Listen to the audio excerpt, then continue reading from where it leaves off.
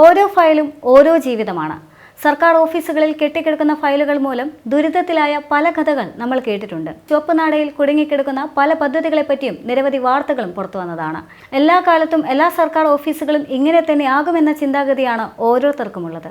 എന്നാൽ അതിലൊരു മാറ്റം വരുത്തുകയാണ് പിണറായി സർക്കാർ.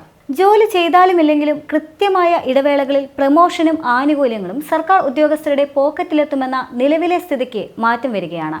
ഭരണസിരാ കേന്ദ്രമായ സെക്രട്ടേറിയറ്റിൽ ഭരണചക്രം തിരിക്കാൻ സമർത്ഥരായ ജീവനക്കാരുടെ പൂൾ സൃഷ്ടിക്കാനും സ്ഥലം മാറ്റപ്പെടുന്നവർക്ക് 15 ദിവസത്തെ പരിശീലനം നിർബന്ധമാക്കാനുമുള്ള ഭരണപരിഷ്കരണ വിദഗ്ധ സമിതി ശുപാർശകൾ സർക്കാരിന്റെ പരിഗണനയിലാണ്.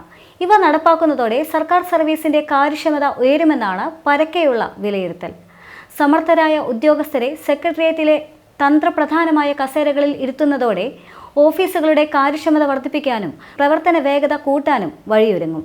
നിലവിലെ ഉദ്യോഗസ്ഥരിൽ നിന്നും സമർത്ഥരായവരെ തിരഞ്ഞെടുക്കുകയാണ് ഇപ്പോൾ വേണ്ടത്. ഫയലുകൾ അതിവേഗം പഠിക്കാനും വിഷയം ഉൾക്കൊള്ളാനും ചടുലമായി തീരുമാനങ്ങൾ എടുക്കാനും പ്രാപ്തിയുള്ളവരായിരിക്കും ഇവരെന്ന് സർക്കാർ വിലയിരുത്തുകയാണ്. ചെറിയ സംശയത്തിന്റെ പേരിൽ ഫയലുകൾ വെച്ച് താമസിപ്പിച്ചും കൈമാറിയും കാലതാമസം വരുത്തുന്നതാണ് ഭരണത്തിന്റെ വേഗം കുറയാൻ കാരണം. സമർത്ഥർ തന്ത്രപ്രധാന സ്ഥാനങ്ങളിലെത്തുന്നതോടെ ഈ പ്രവണത ഇല്ലാതാക്കാൻ കഴിയും. 3 ലക്ഷത്തിലേറെ ഫയലുകളാണ് സെക്രട്ടേറിയറ്റിൽ തീരുമാനമെടുക്കാതെ കെട്ടിക്കിടക്കുന്നത്. ഓരോ ഫയലും ഓരോ ജീവിതമാണെന്ന് മുഖ്യമന്ത്രി പലവട്ടം ആവർത്തിച്ചതാണ്. സർക്കാർ നയവും അതുതന്നെയാണ്. എന്നാൽ ഫയലുകൾ കുന്നുകൂടുന്നത് സർക്കാരിന്റെ പ്രതിച്ഛായയെ മോശമാക്കാനും ജനങ്ങൾക്ക് ഭരണത്തിലെ മെല്ലെപ്പോക്ക് മനസ്സിലാകാനും ഇടയാക്കുമെന്നാണ് സർക്കാരിന്റെ ഇപ്പോഴത്തെ വിലയിരുത്തൽ. ഫോൺ കോളിൽ തീരുന്ന സംശയങ്ങൾക്ക് പോലും ഫയലുകൾ പല തട്ടുകളിലേക്ക് തള്ളിവിടുന്ന കാലഹരണപ്പെട്ട സംവിധാനമാണ് ഫയലുകൾ കെട്ടിക്കിടക്കാൻ കാരണം. നിയമപരിജ്ഞാനം, കാര്യക്ഷമത, കമ്പ്യൂട്ടർ അടക്കമുള്ള സാങ്കേതിക സംവിധാനത്തോടുള്ള ആഭിമുഖ്യം, ഉയർന്ന വിദ്യാഭ്യാസ യോഗ്യത, മത്സര പരീക്ഷകളിലെ മികവ് എന്നിങ്ങനെ വിവിധ ഘടകങ്ങൾ വിലയിരുത്തി വിദഗ്ധരായ ജീവനക്കാരുടെ പാനൽ ഉണ്ടാക്കാനാണ് ഇപ്പോൾ സർക്കാരിന്റെ നീക്കം. വിദ്യാഭ്യാസ യോഗ്യതയ്ക്ക് അധിക പരിഗണന നൽകി പ്രമോഷൻ നൽകുന്ന സംവിധാനം പരിഷ്കരിക്കണം. അവരുടെ പ്രാപ്തി വിലയിരുത്തുന്ന പരീക്ഷകൾ വേണം. സാങ്കേതിക കാര്യങ്ങളോട് വിമുഖത കാട്ടുന്നവരെ കണ്ടെത്തി പരിശീലനം നൽകുകയോ പുനർവിന്യസിക്കുകയോ വേണം. ജീവനക്കാരുടെ സ്ഥലമാറ്റം നടക്കുമ്പോൾ അവരെ നിയോഗിക്കുന്ന വകുപ്പുകളിലെ വിഷയങ്ങളെ അധികരിച്ചുള്ള പരിശീലനം നിർബന്ധമാക്കും.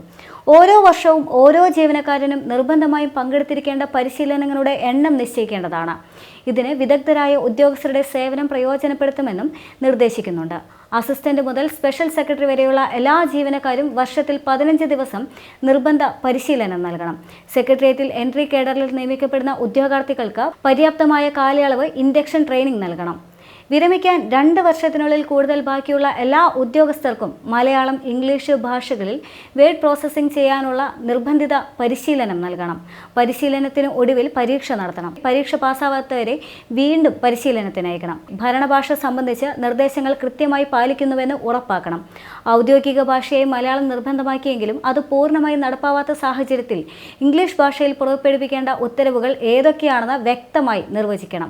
അവ ഒഴികെയുള്ള എല്ലാ വിഷയങ്ങളും മലയാളത്തിൽ തന്നെ കൈകാര്യം ചെയ്യുന്നുവെന്ന് ഉറപ്പാക്കണം.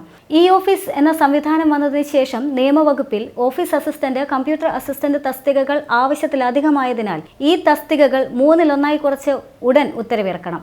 ഈ തസ്തികകളുടെ റാങ്ക് ലിസ്റ്റ് നിലവിലുള്ളതിനാൽ റാങ്ക് ലിസ്റ്റ് തീരുന്ന തീയതിക്ക് ശേഷം വരുന്ന ഒഴിവുകൾ PSCക്ക് റിപ്പോർട്ട് ചെയ്യേണ്ടതില്ല. നിലവിലുള്ള തസ്തികകളുടെ എണ്ണം 3-1 നിജപ്പെടുത്തുന്നതുവരെ തസ്തികകൾ അബോളിഷ് ചെയ്തുകൊണ്ടിരിക്കണം. നിർത്തലാക്കുന്ന തസ്തികകൾക്ക് പകരമായി ഇപ്പോൾ ജീവനക്കാരുടെ കുറവുള്ള വകുപ്പുകളിൽ ആവശ്യമുള്ള തസ്തികകൾ സൃഷ്ടിക്കാവുന്നതാണ്. ഇത്തരത്തിലുള്ള കാര്യക്ഷമമായ സംവിധാനങ്ങളാണ് ഇനി മുതൽ സർക്കാരിന്റെ ഭാഗത്തു നിന്നും നടപ്പാക്കാനിരിക്കുന്നത്.